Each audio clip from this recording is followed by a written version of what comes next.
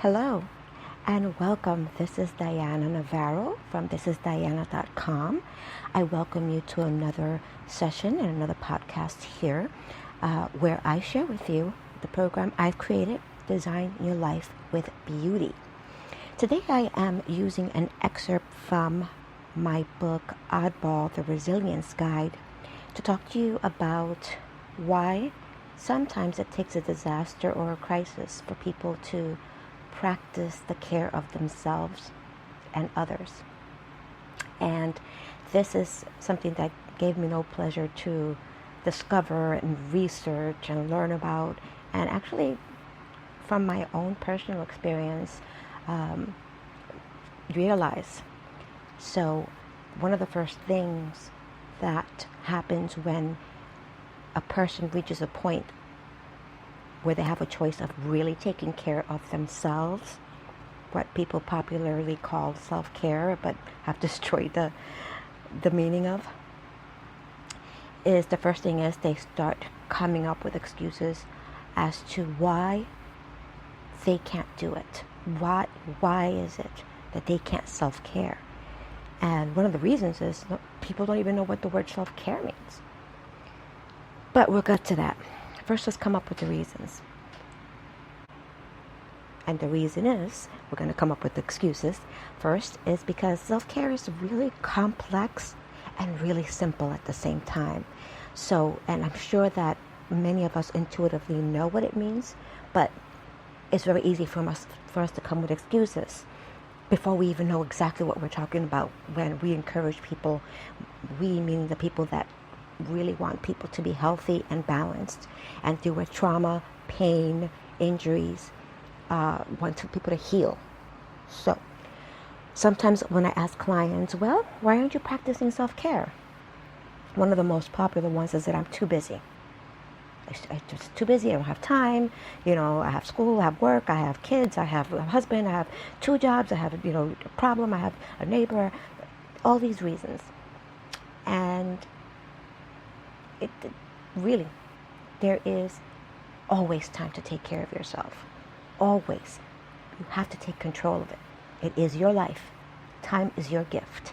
So become unbusy and take care of yourself. Some people think it's a matter of finances or money or resources. Some people say, I have a lot of money, so I don't have to do that. It gets done for me. And, well, there are some things other people cannot do for you. You must make decisions about how you use your resources that are, in a way, self-care. Some people say, as I said earlier, kids. For some reason, kids become the reason and the ultimate excuse not to take care of themselves.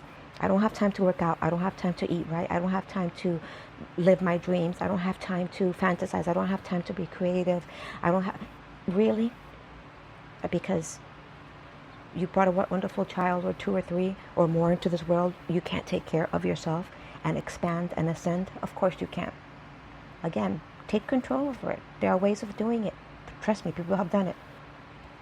Another excuse is, I have to make a living, so I can't do that, whatever that means, meaning self-care. So you'll spend all the time working and, let's say 16, 18 hours, whatever it is. So I can't eat properly. I can't exercise. I can't, take care of my body. I can't work out. I can't sleep. Again, these are all excuses. The other one is, I'm too sick, so I can't do that. Well, this is very good for people who are sick, depending on their illness and their sickness, of course. If you are in critical care or in ICU or going through something horrific, obviously others, hopefully, ideally, are there to help you get through this until you're healthy enough to practice the self-care and stable enough to practice the self-care. But if you're pretty much, if you're in chronic pain and you do have an illness but are functional to a certain degree, there are things you can do. You can intake the water, you take in. Drink more water. Breathe consciously. Move your body in healthy ways. Stretch. Have quiet time. Increase your rest and your sleep, which leads me to the next excuse. I'm tired, so I can't do that. I'm too tired. Well, tired comes when we're not taking care of ourselves, like giving ourselves the opportunity to have proper rest. And that rest can mean like actual sleep, or it can mean not overexerting ourselves in a particular task or two, reducing the stress. A lot of times we're under so much stress, but we don't realize how much we put this on ourselves. Take control. Take control. You are sovereign. You are free. You can do this. Another excuse is, that's stupid. I won't do that. Because self-care has been so distorted by media and companies that are taking advantage of the whole idea of self-care. They think that you lying in a bathtub with champagne is self-care, or putting a beauty mask on is self-care.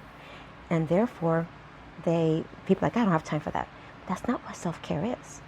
It's part of it. It could be part of it, but it's not it. So it's not stupid. It's called regaining balance in your life. Another one is, I'm scared. I can't do that, because they think that, for example, some people might consider mindfulness and meditation self-care. They're like, oh, I'm not going to mess with that. That's spiritual woo-woo stuff. I'm not meditation, yoga. Oh, what are you, crazy? I'm a man. I don't do yoga, which of course is silly. People have been doing yoga for thousands and thousands of years, males and females, children and adults. Anybody can do yoga and could do yoga as long as they're physically and mentally able to.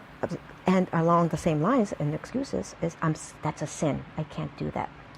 And by a sin, I mean some people who are grown up have been taught and conditioned to believe that anything that is of self-love and self-care, selfish and foolish and sinful, you should be giving to everything and everyone else but you, because that's how you get to heaven or get saved or, become holy. Rumors, innuendos, and myths. Next, I'm so young, so I don't need it. Well, everybody needs it. Without, the basics, hygiene, water, food, healthy movement, control over mind, body, spirit, we all get out of balance, and that can happen at any age. In fact, it starts happening very young. It starts very young by role models that we might see around us, whether it's society as a whole, the school that we may be in, the culture, the religious culture, our parents or their parents and our ancestors, they may have not practiced self-care. So in that sense, we may have incorporated that at a very, very young age. Another excuse, I'm too poor, I can't afford to do that. You don't need money to drink water more frequently. Of course, assuming you're in a place on this planet where water is plentiful and healthy and not contaminated. We always have to think there's someone in the world that doesn't and cannot do some of these things because of their economic, political, geographical conditions. But if you are in a position that you do have the water, you do have the relatively clean air, or even if you don't, you can find ways of purifying the air.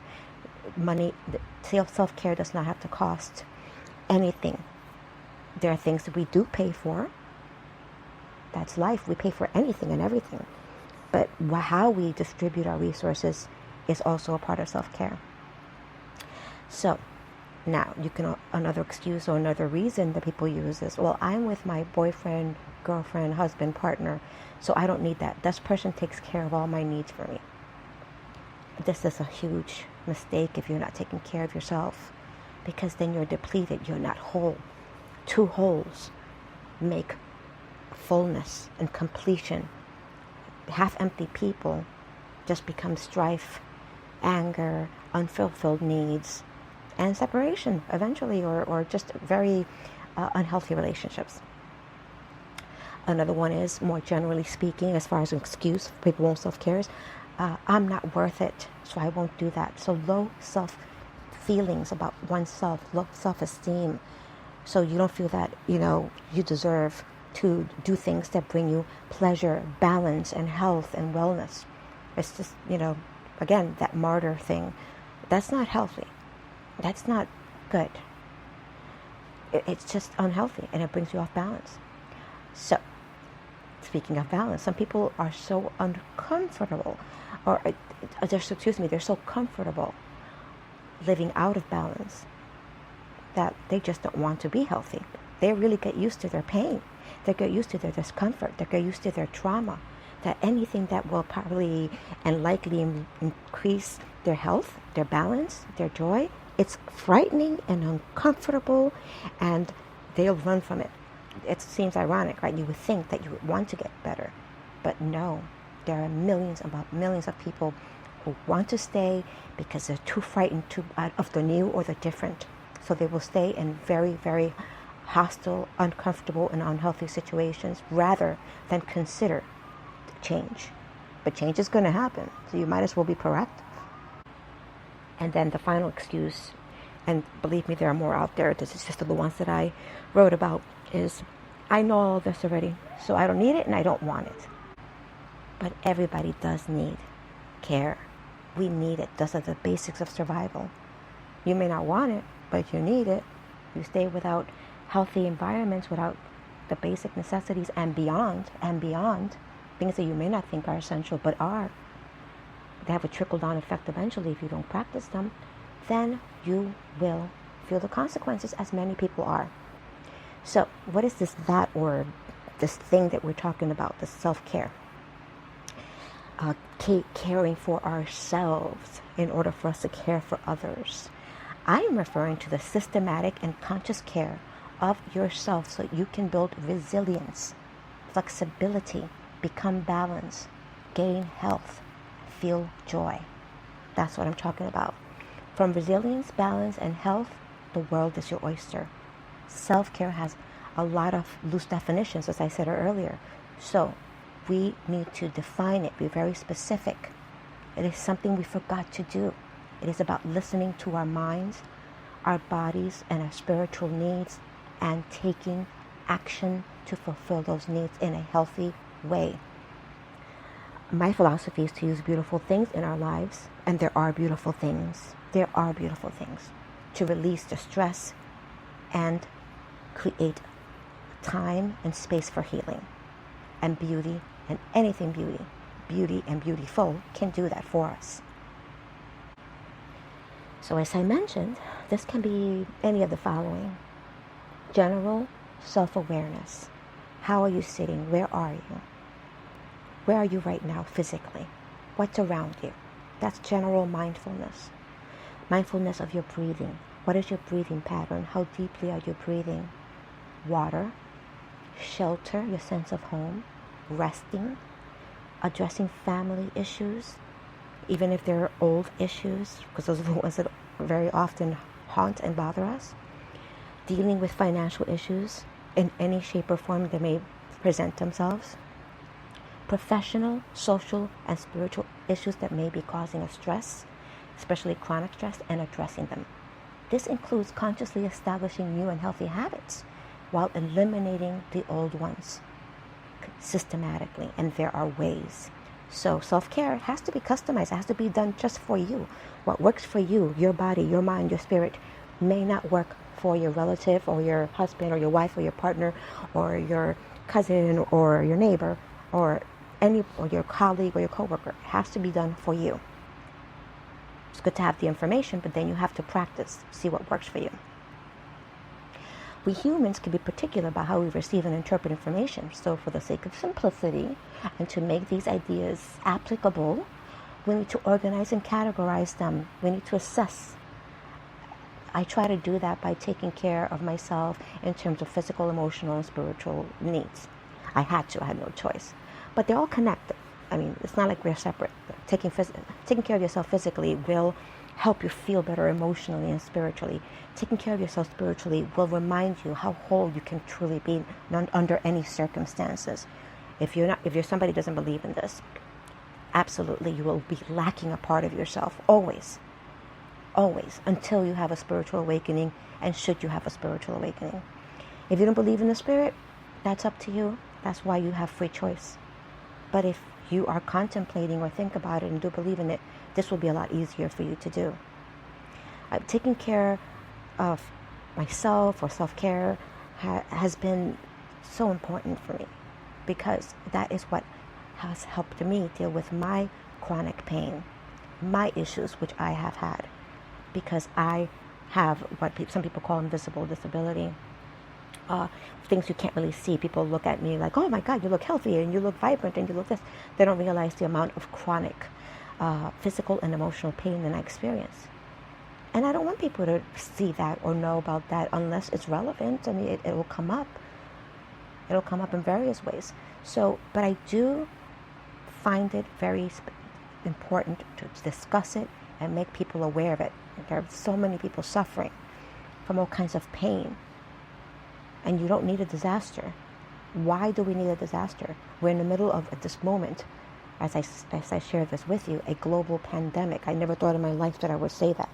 A pandemic that is affecting the world. A virus is infecting the world right now as we speak. We don't know who's going to be here tomorrow or 2 weeks from now, 2 months from now. So this is more relevant than ever. Starting from basic hygiene to listening to common sense. And because self-care is such a huge topic, and so much has been written about it, and people kind of get used to it, and they don't pay attention to it. And it takes something like this, a pandemic crisis, a traumatic event, and for them to affect them personally, for people to wake up. And some of the, again, the pandemic is how is this occurring right now at this moment? A lot of people are waking up, and some people won't. But some people are. A lot of people are globally. All of a sudden, hygiene has become super important, something that many people have been preaching forever. Something so basic as if, again, if possible, if you have the water and the soap and the resources, as cleaning yourself, washing your environment and your surfaces.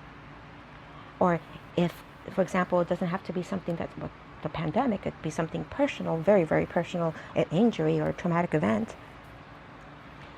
That could also trigger your desire.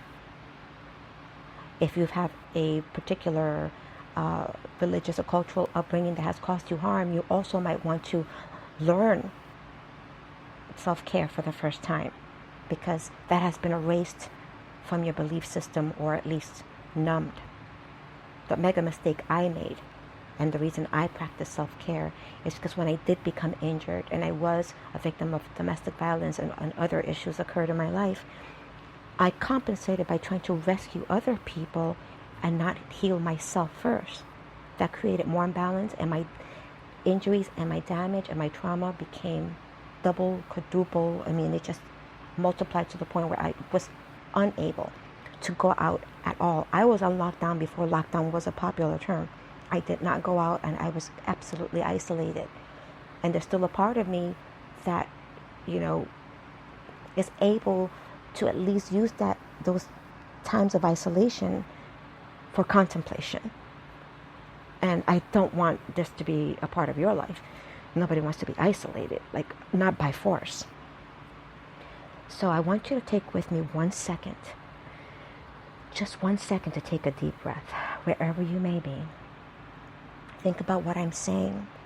Think about what rings true to you, what feels right to you.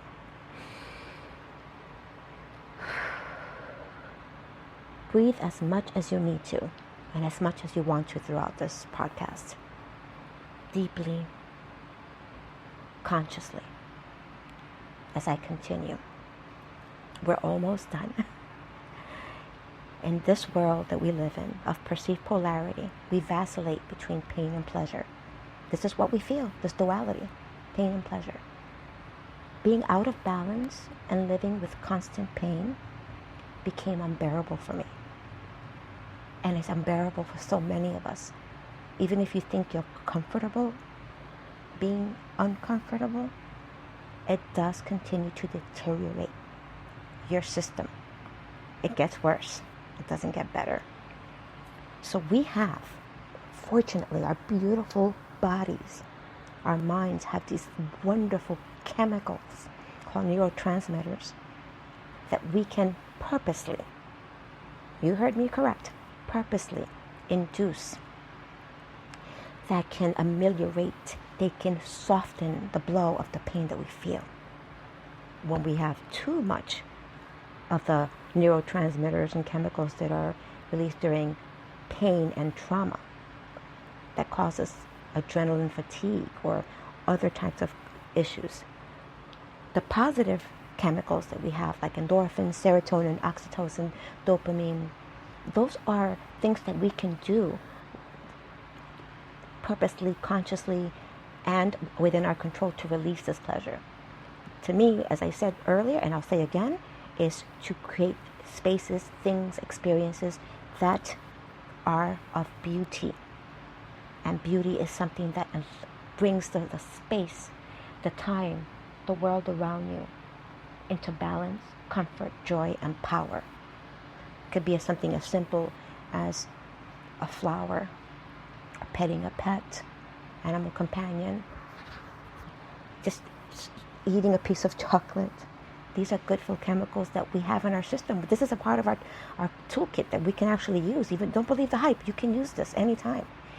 A well-customized self-care system can help you do this on a regular basis, where you stay in balance. You're not going to be abusing it, because it's not abusing and overcompensating and being addicted to pleasure-inducing activities. That won't happen with self-care, because there are control systems in place. It's about in gaining balance. This is all about. So, beauty eliminates pain by bringing out these, or at least relieves pain, anxiety, fear. And believe me, we can all use some relief. So, don't believe the hype about the self-care. Nobody needs it. It's selfish. It's vanity. That's not true. Self-care is absolutely necessary. And that includes, especially in moments like this, where we're in a pandemic, using whatever tools we have. If you have technology, doing something that, or watching something, or listening to something that's, or reading something that's of humor and interesting and funny and entertaining, educational. Balance, balance, balance, joy, joy, joy. And self-care can do that for you. So, it does take kind of practice to get used to taking care of yourself, but there are ways of doing that. That's why I wrote the book Oddball, the memoir, and I also wrote the self-care guide, which is this is based on. So yes, there are ways of doing this, and you can do this, whether you're in the middle of pandemic, which I hope that you're not. I hope that people that hear this at some point, we're not in this anymore, that we've moved past this, or you're just going through your own personal immediate trauma. This is something that we can all do together. Self-care. You'll find a way of elevating your self-esteem, being better physically, emotionally, spiritually, and balanced. If you have any questions, anything you want to share, please check thisisdiana.com. Whatever you may be, may you have safety, relief, and health. Remember to breathe consciously, because it always helps, even if it takes a little practice. Again, drink water. Start with drinking and being hydrated. I'm not saying 10 gallons. I'm just saying more water than you're doing now.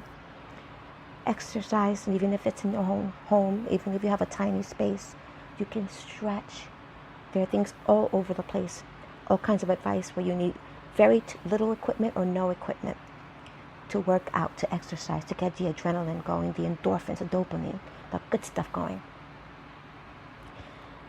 Let's do this together. And I hope that when I find you next time, we're talking about things that are funny and enjoyable, and more about self-care specifics that are just fun and wonderful. So I wish you well. Remember to check thisisdiana.com. I thank you for joining me. And if again, no questions, any specific issues, or how to get the book, let me know. Thisisdiana.com. And I'll see you soon.